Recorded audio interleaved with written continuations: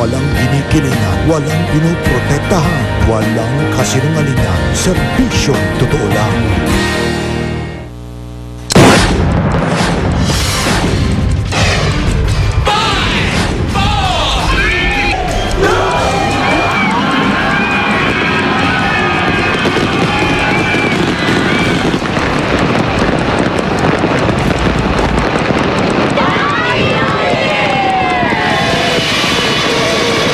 Pagsalubong sa bagong taon sa iba't ibang parte ng Pilipinas, maging sa iba pang sulok ng mundo, naging makulay at maingay.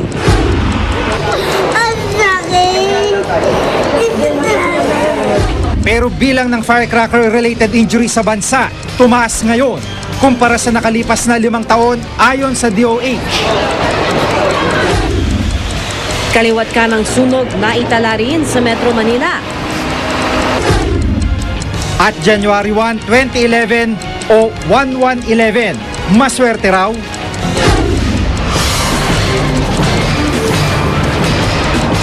Mula sa GMA Network Center, ito ang 24 Oras.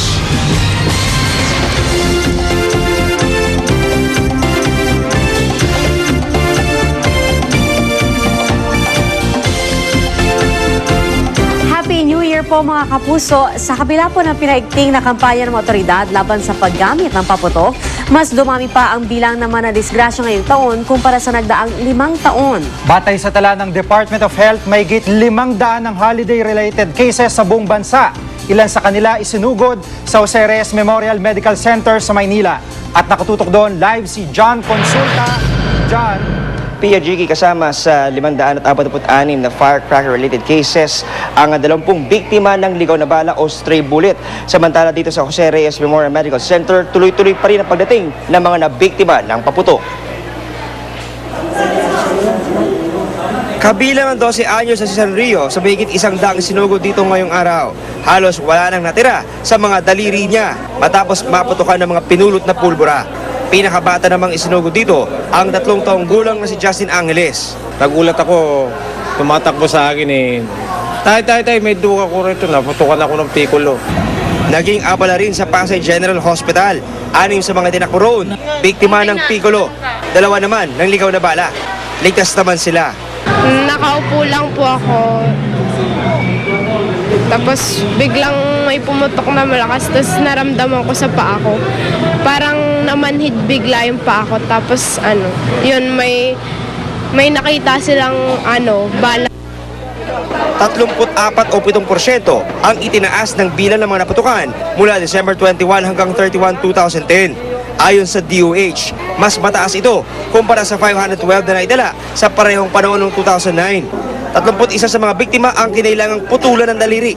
Isa naman ang namatay dahil sa firecracker ingestion. Ang Metro Manila ang may pinakamaraming biktima, 301. Sinundan ito ng Ilocos at Western Visayas. Pasok sa top 3 ng mga nakapinsala ang Piccolo, 182. Sinundan ng Quitis na nakabiktima ng 74 at Plapla na nakapagtala ng 32 kaso. Number 1, children. Yan ang pinakamalaking proportion ng injured. Second is the use of piccolo. Use of firecracker while under the influence of alcohol. There is also a higher percentage of those injured na bystanders lang. Sa kaso naman ng stray bullet, bumaba raw ang insidente ayon sa PNP.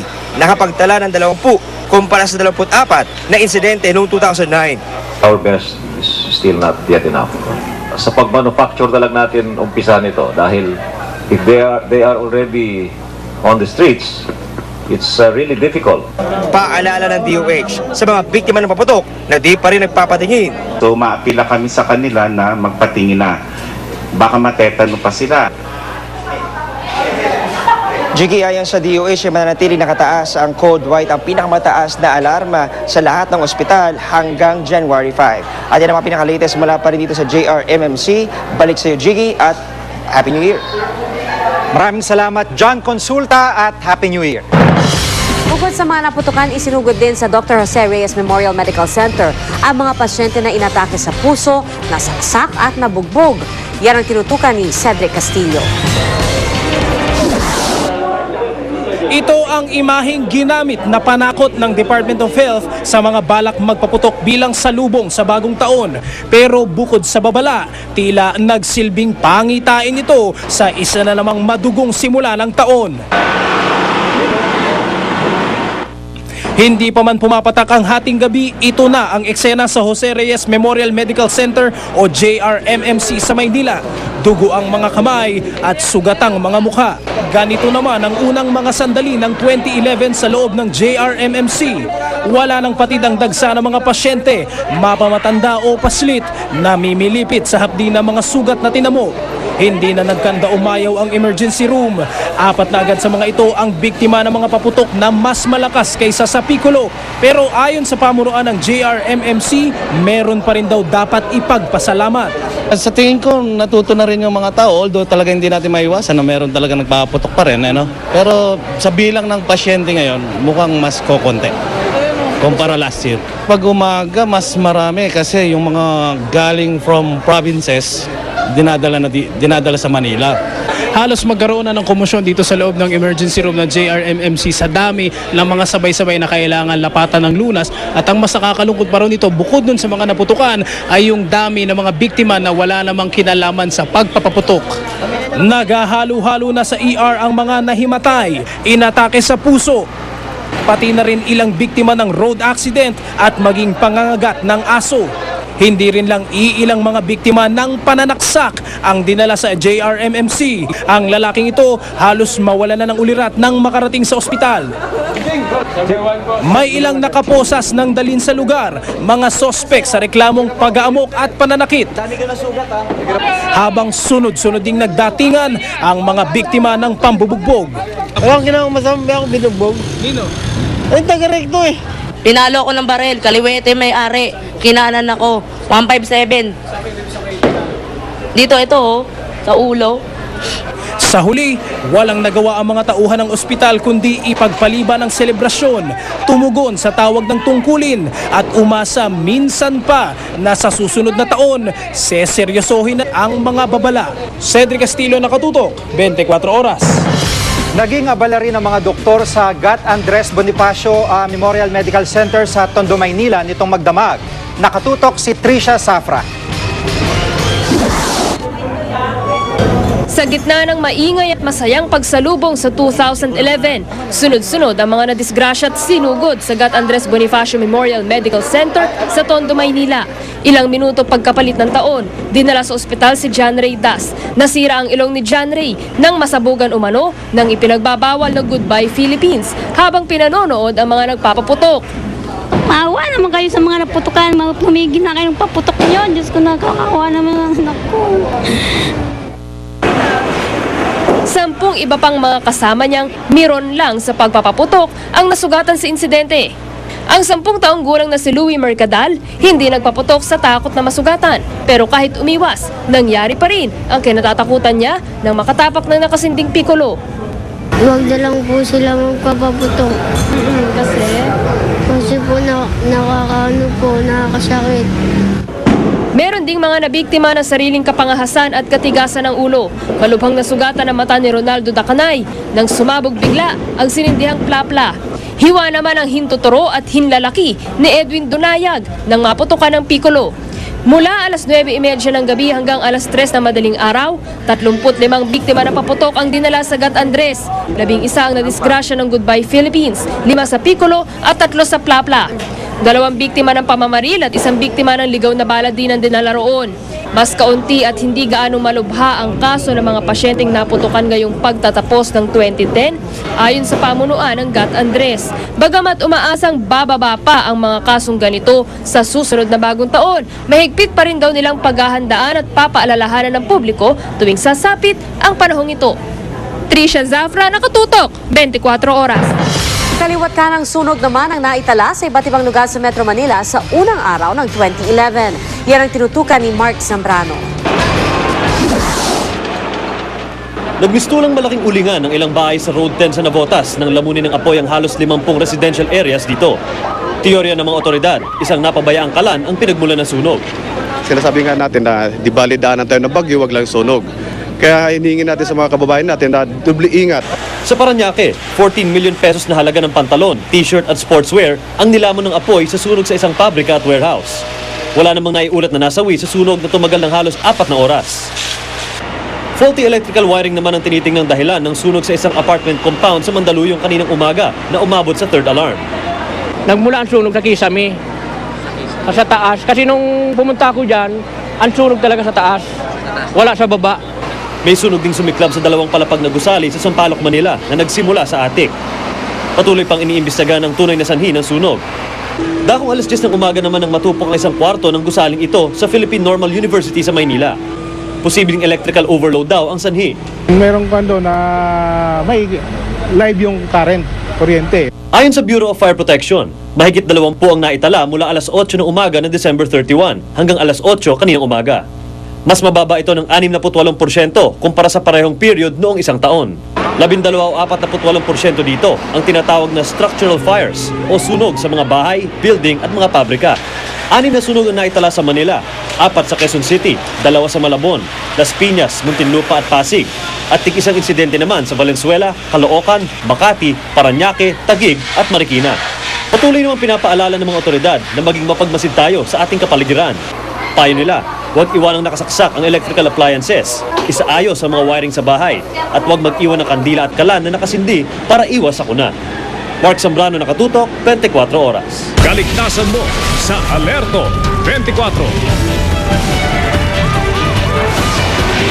Isang rider ng motorsiklong patay matapos umanong mabangga at makaladkad ng isang SUV sa Guadalupe Bridge sa EDSA Makati.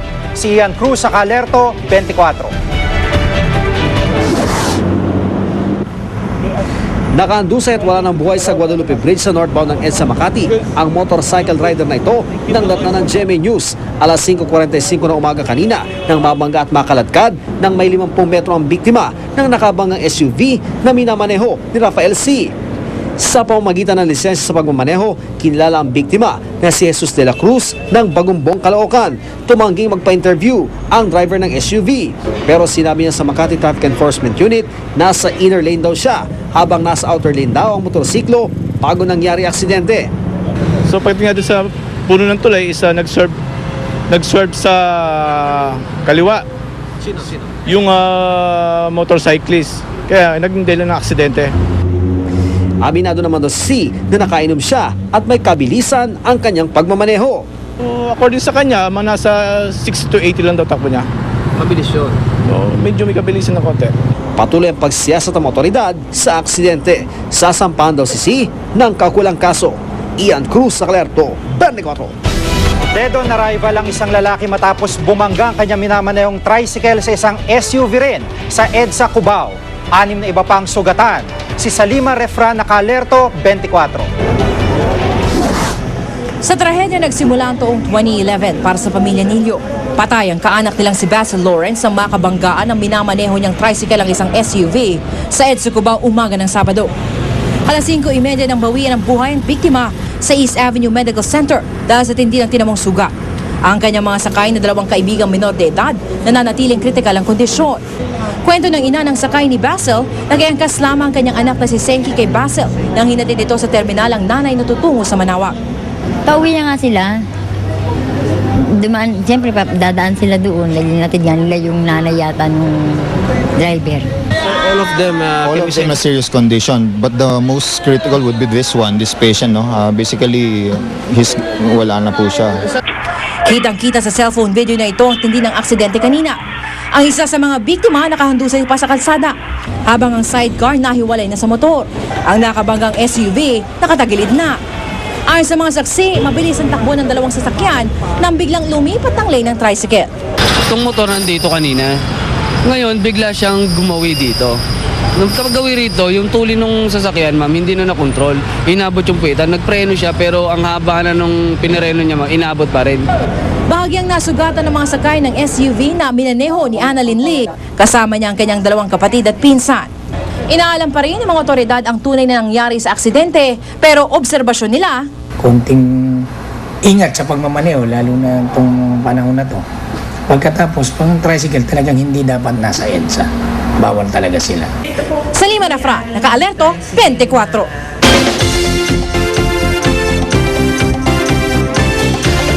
Pinatunayan naman ng mga residente ng 3 barangay sa Makati na pwedeng salubungin ang bagong taon nang walang paputok at polusyon. Ipinagbawal doon ang pagpapaputok dahil sa gas leak. Nakatutok si June Veneracion.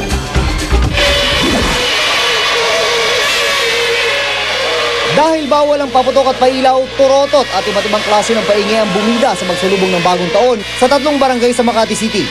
Sa Barangay Bangkal, na direktang naapektuhan ng tumagas sa petrolyo mula sa butas na pipeline ng First Philippine Industrial Corporation. Idinaan na lang sa mini-concert at paraffol ang pagsalubong sa 2011. At habang nagpupuntukan sa mga kalapit na barangay, ang mga taga-Bangkal nakipanood na lang ng fireworks display. Kanya-kanya din sila niskali sa pag-iingay sa pagsalubong sa bagong taon.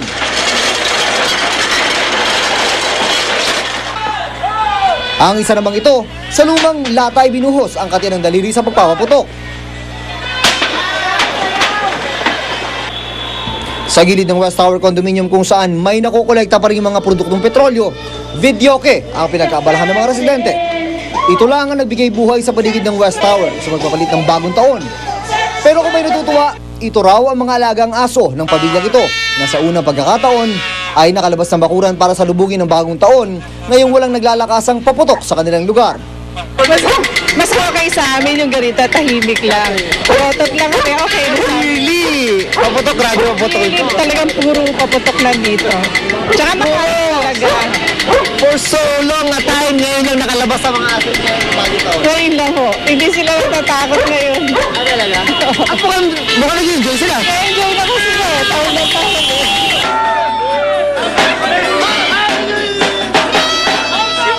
Halos walang pinagiba sa 2 barangay ng Pio del Pilar at Magallanes. Wala man ang kanilang nakasanayang paingay, mabuti na rin daw ito para ligtas ang lahat. Walang sugatan at kumpleto ang mga daliri ngayong 2011.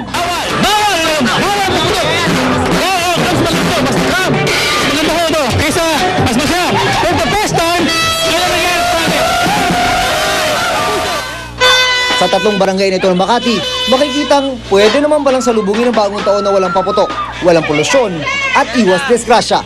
Ito lang marahil ang nag-iisang benepisyo ng sakit sa ulong dala ng fuel leak sa kanilang lugar. June Veneracion, Nakatutok, 24 Oras. Ang mga residente naman ng isang barangay sa Tondo, Maynila, nag-costume party at street dancing sa pagsalubong sa 2011. Nakatutok si Syria Naguho. Ilan lang yan sa mga nakakatuwang costume ng mga taga-barangay 82 Zone 7 sa Tondo, Manila kagabi. Bahagi yan na halos 10 taon ng tradisyon ng costume at street dancing sa lugar tuwing bagong taon. Walang premyo ang makakasali sa street party, pero nadayo kami na ibang lugar dito para dito sila mag-perform at makover ninyo. Talagang nagpa-participate lang sila para sumaya lang. Ang Kwak-Kwang Boys, sinampula ng GMA News.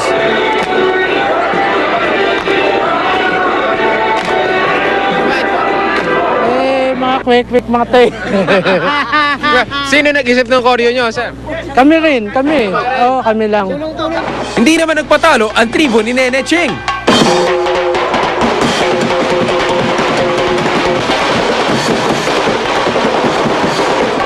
Siyempre, hindi kumpleto ang bagong taon kung walang putukan. Kaya pagsapit ng alas 12 ng gabi,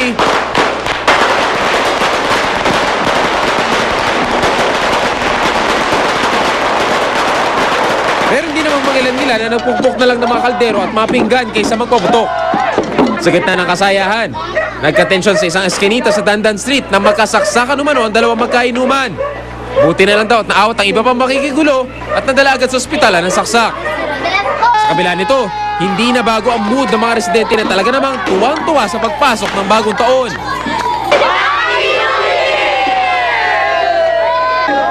Share na go, Nakatutok, 24 Oras. Susunod, silipin ang mga cute na New Year babies. 2010 to 2011, the GMA New Year Countdown, dinagsa ng libo-libo. Isa sa mga tinaguriang hottest male solo artists of 2010, half Pinoy. Tutok na dito sa 24 Oras.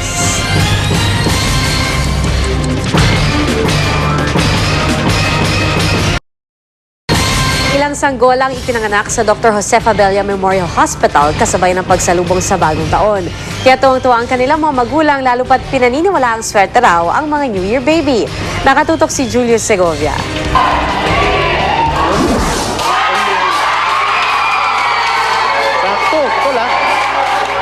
Eksakto nang magpalit ang taon, sabay-sabay na ipinanganak ang 4 na sanggol sa Dr. Josefa Abella Memorial Hospital. May kakambalang isa sa 4 na sanggol, pero iniluwal siya 10 minuto bago mag-alas 12 ng hating gabi, kaya di siya kabilang sa New Year babies. 10 minutes ang gap nung twin B around 12 o'clock. So kambal sila pero magkaiba sila ng birth? Yeah, magkaiba yung birthday nila. Pawang normal delivery ang 4 na sanggol na pare-pareho naman daw malulusog ayon sa doktor. Yun nga lang, may cleft lip o bingot ang isa sa 4 na New Year babies. Si Lance Prince, ang sanggol ni Princess Valerio. Masaya po ako dahil bagong taon ko siya naisilang. Gusto ko pong tulungan yung baby ko. Hanggat maliit pa yung baby ko. Parang hindi po nahirapan yung baby ko. Nangihinayang naman si Jocelyn Grueso dahil hindi raw napabilang ang anak niya sa New Year babies. Iniluwal ni Jocelyn ang baby girl niya 30 minuto bago magpalit ang taon. Masaya rin naman po kahit ano naman binigay sa amin. Okay lang po. Mula naman Cavite, bumiyahi pa si Ricky Trevino sa Maynila para ipatingin ang asawa niyang 7 buwang buntis. Humihilab na raw kasi ang tiyan nito. Pero sabi ni Doc, di naman daw pwedeng pilitin ang panganak kung di pa talaga kabuwanan. Pwera na lang daw kung cesarean o CS delivery na pwedeng itakda ang petsa. Gusto nila manganak this New Year because 1111, di ba? Yun. Yeah. So parang pinili mo sakali? Swerte kasi number 1. Matapos magpaanak, sama-sama namang nagsalo-salo ang mga hospital staff sa inihandang medianoche sa loob ng ospital. Julius Segovia, GMA News. Ilang sanggol din ang ipinanganak sa iba pang bahagi ng bansa sa pagpapalit ng taon. Sa Quirino Memorial Medical Center sa Quezon City, isang baby girl ang buena manong New Year baby. Pinangalanan siyang Jody. Mahigit 20 naman po ang New Year baby sa Coronadal, South Cotabato. Pero may ilan ding hindi na umabot sa pagpapalit ng taon. Sa Ilagan, Isabela naman, isang ginang ang inabutan ng panganganak sa loob ng van ilang minuto bago ang New Year. Malusog naman po ang baby boy. Kung ang ibang pasaway sa ospital nagbagong taon ng ilan naman nating kapuso, sa mas ligtas na paraan piniling salubungin ng 2011. Tulad na lamang ng pamamasyal sa Rizal Park sa Maynila. Yan ang tinutukan ni Julius Segovia. Imbes na sa kani-kanilang mga bahay, sa mga pasyalan gaya ng Luneta, mas pinili ng ilan nating kababayan na salubungin ng bagong taon. Atraksyon kasi rito ang dancing fountain na nagpapalit-palit pa ng kulay. Karamihan nga sa mga kababayan natin, naglatag pa ng mga pangsapin para makahiga ng husto sa damuhan at nang may malagyan ng pagkaing pang medianoche. Bukod sa masaya, iwas disgrasya pa raw sila sa Luneta Park. Mas maganda rito lang walang miserableng gulo. Masaya lahat, puro pamilya. Mas maganda rito dahil maganda pa yung tanawin. Sa palagay nyo, mas safe po tayo dito? Mas safe talaga. Si Emeline Lovitos nga, sinama pa ang isang buwang gulang niyang sanggol. Nakagawian na raw kasi nilang mag-anak na sa Luneta magdiwang ng bagong taon. Kahit mamugan, konti. Okay lang, basta masaya kami dito mapumili. Makabuluhan naman para sa isang taon ng mag-asawang sina Rodel at Freya ang Luneta Park. Dito raw kasi sila nagkakilala at nagligawan. Ngayong dumaraan sa pagsubok ang kanilang pagsasama, muli raw nilang binalikan ang parke. Sana maging magkaayos ulit yung pagsasama namin. Kasi medyo may hindi kami pagkakaunawaan sa pagsasama namin ngayon. Mahigpit naman ang seguridad na ipinatupad ng pulisya, lalo pat inumaga na ang mga kababayan natin sa Luneta. Iba-tiba naman ang mga nagtitinda sa lugar dahil sa kapal ng mga taong namasyal. Julius Segovia, nakatutok, 24 oras.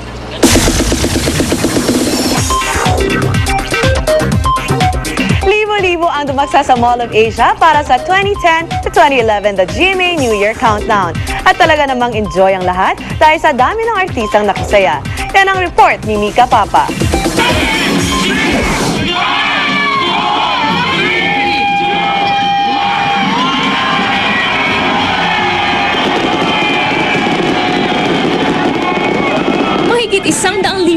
Nagsaya sa 2010 to 2011 the GMA New Year Countdown sa SM Mall of Asia. Pagpatak ng hating gabi, nagkaroon ng engranding fireworks display na tumagal ng halos 10 minuto.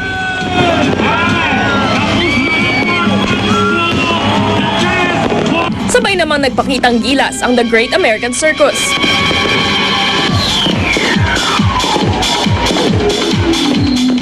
Tampok sa taunang selebrasyon ang performances mula sa ating favorite Kapuso stars, tulad ni na Francesca Farr, Mark Heras at Aljura Brenica.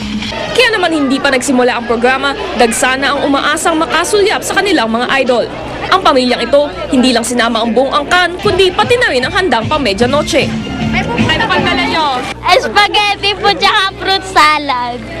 Ang magkapatid na Diona, ipinagpalit ang karaniway tahimik na bagong taon sa bahay para makipagdiwang kasama ang libo-libo nating kababayan. Mas maganda daw dito ang magiging palabas, like yung mga fireworks. Proud Kapuso naman ang mga teacher na ito mula Zamboanga.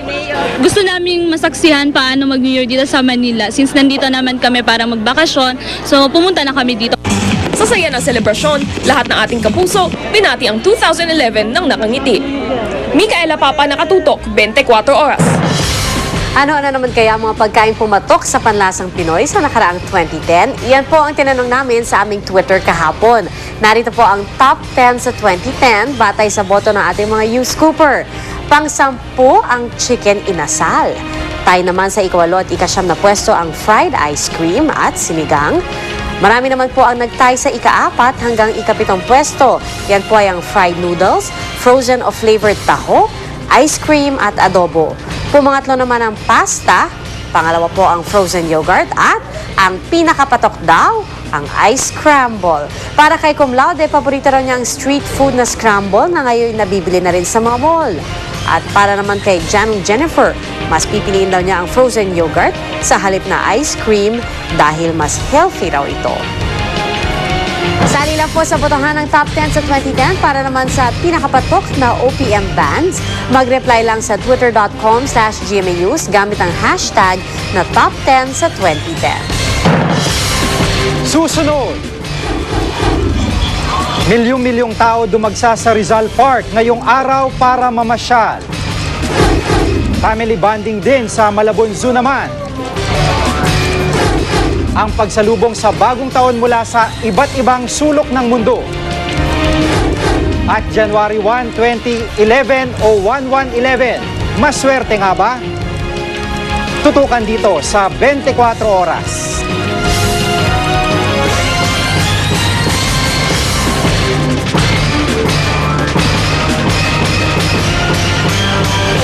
Po hindi pa tapos ang holiday season, tuloy-tuloy pa rin ang family bonding ngayong bagong taon. At isa sa mga patok na pasyalan, ang Malabon Zoo. Nakatutok si Bernadette Reyes. Magkakasama si Noy, Erap, Cory at Gloria sa Malabon Zoo and Aquarium ngayong bagong taon. Sila ang mga alagang tigre sa zoo. Buti na lang di at naging mahimbing ang tulog ng mga hayop kagabi dahil hindi naman gaano umabot sa loob ng zoo ang ingay ng putukan sa pagsalubong sa bagong taon. Game na game pa nga ang mga hayop. Yan po si Ty. Ang buhayang si Shaquille, malasyak o nilang dating sa taas ng kanyang talon at laging shoot ang karne sa kanyang bibig. Feeling beauty queen naman ang orangutan na si Marimar nang ipinaparada. Sa sobrang lambing, pati mga bisita niyayakap niya. Pero kaagaw niya sa corona si Cheesecake na isang python. At ang baby at kinagigiliwan ng lahat, si Junisha na isang bagong panganak na tigre. Anong natutunan mo dito sa zoo? Pakainin ang mga hayop. Masaya po. Oo. Bakit? Anong pinakamasayang part ng pagbisita mo sa zoo? Anong animals? Snake.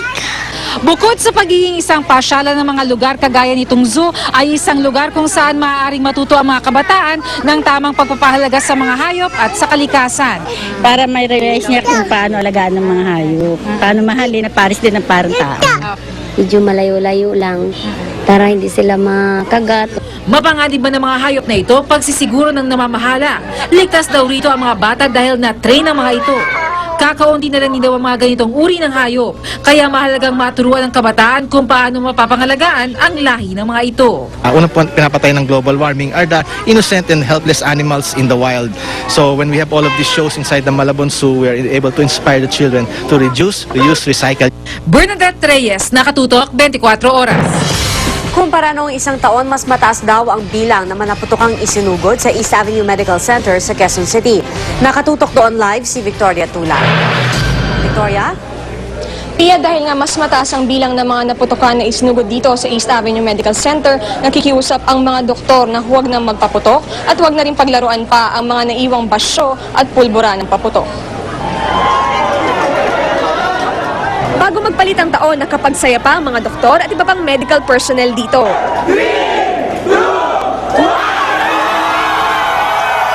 Pero dahil naka-duty, agad naputol ang kasiyahan dahil sunod-sunod na ang dating ng mga naputukan.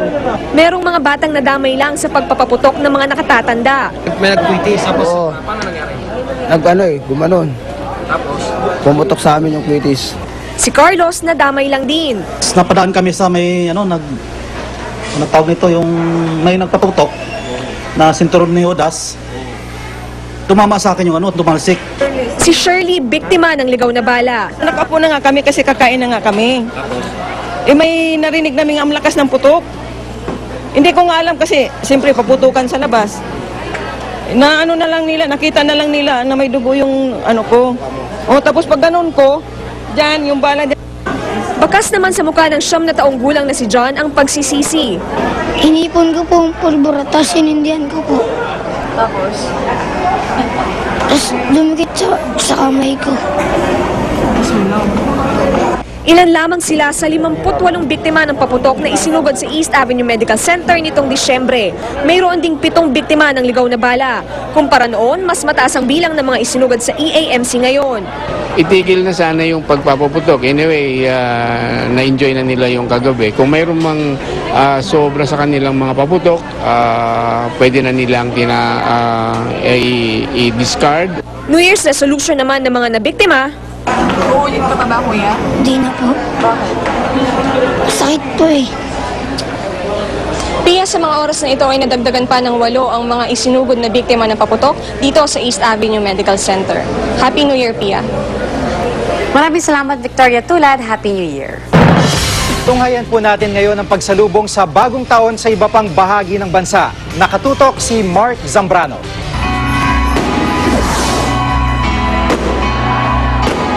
Naging maingay at masaya ang pagsalubong sa bagong taon sa Batangas. Dinaya ng mga Batanggenyo ang isang mall sa Lipa para panoorin ang magarbong fireworks display.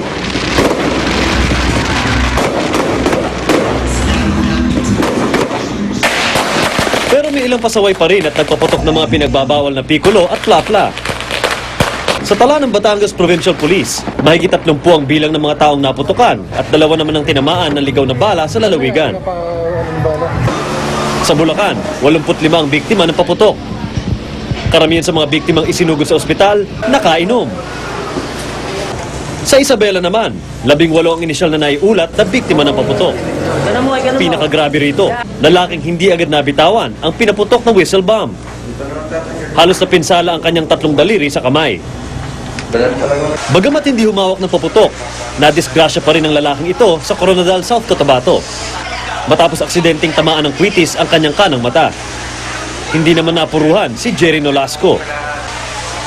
Laking pasasalamat ng mga doktor sa South Cotabato Provincial Hospital na si Nolasco lang ang kaisa-isang biktima ng paputok na isinugod sa kanila sa pagpapalit ng taon. Isang silid-arala naman sa Lawag, Ilocos Norte ang nasunog ilang minuto bago mag-2011. Ayon sa mga otoridad, isang kwitis na tumama sa loob ng isang kwarto ng paaralan ang sanhi ng sunog. Mark Zambrano, Nakatutok, 24 Oras. Matapos sa mga kasiyahan sa pagsalubong sa bagong taon, tambak na basura naman ang problema sa mga kalsada. Nakatutok si Micaela Papa. Nagningning ang kalangitan kagabi dahil sa makukulay na fireworks bilang pagsalubong sa bagong taon. Pero matapos ang kasiyahan, zero visibility sa mga kalsada at tambak ang bulto-bultong basura mula sa mga fireworks at paputok. Ang Quezon Memorial Monument sa Elliptical Road natakpan na ng usok mula sa mga paputok.